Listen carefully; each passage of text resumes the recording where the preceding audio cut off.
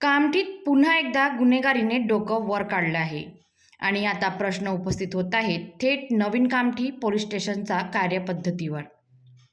नागपूर गुन्हे शाखा युनिट क्रमांक 3 ने नवीन कामठी पोलीस स्टेशन हद्दीत मोठी कारवाई करत एका आरोपीला देशी बनावटीच्या पिस्तूल आणि जिवंत काडतुसासह अटक केली आहे.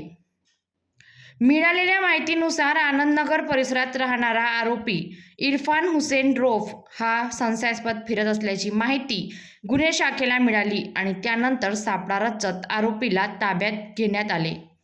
आरोपीच्या झडतीदरम्यान काळ्या रंगाची देशी पिस्तूल, मॅगझिन आणि 2 जिवंत काडतुसे जप्त करण्यात आली.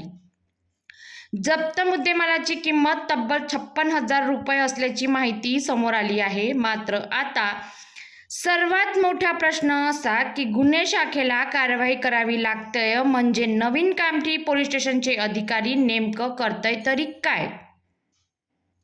आरोपी खुलेआम शस्त्र घेऊन फिरत होता, मग स्थानिक पोलिसांना याची माहिती का मिळाली नाही?